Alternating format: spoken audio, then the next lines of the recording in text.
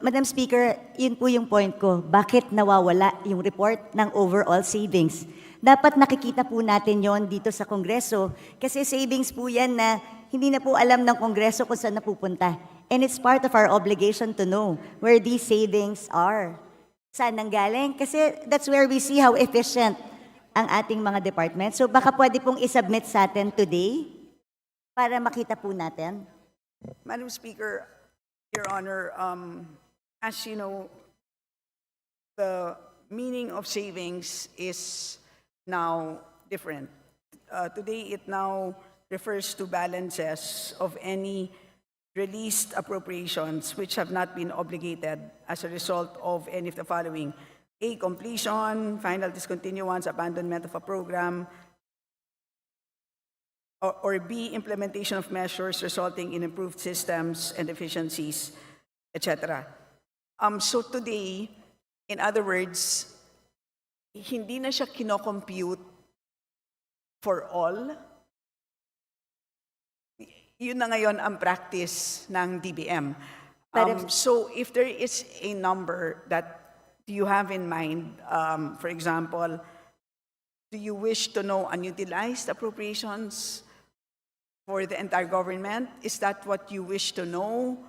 Madam Speaker, parang di naman po nagbabago yung definition ng overall savings. Yung savings naman talaga is, as you said, yun ang definition ng savings natin.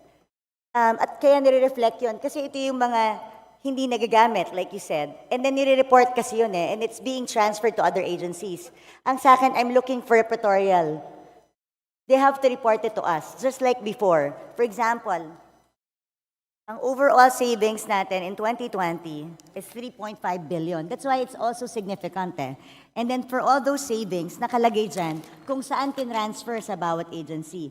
Pag sinabi mo kasing savings, transfers from each agency na transfer ang savings ng bawat isang ahensya, pupunta ngayon sa overall savings. And then yung overall savings, it's a transfer to.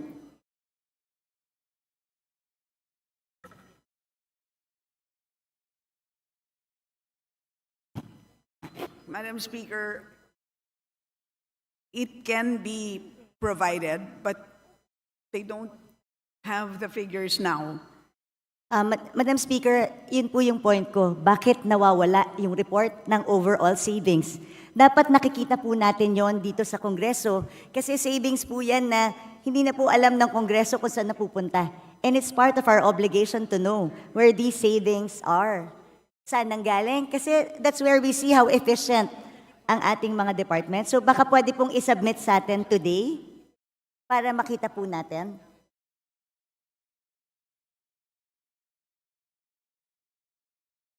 Ang pagkakaiba, Madam Speaker, today is that the agencies themselves use their own savings. So they can modify on their own. So hindi katulad dati na nililipat sa ibang ahensya. And does this mean hindi siya nire-report sa No, pero yes. So, but as a result of that change in practice, kaya nagkaroon din sila ng ibang pagre-report. But tama po yung observation ninyo. And I think that is a very important point. Hindi naman dahil nag-iba ng practice ay nawalan na sila ng responsibilidad na mag-report. So, because of that, they will submit the report on savings. They will provide the report. Okay, but henceforth, they will include you will include it in the BSF. Moving forward. But you will submit within the week to the Committee on Appropriations and we will copy furnish all members. Yes, please, Madam Speaker, kasi napaka-importante po na alam natin how efficiently they're using.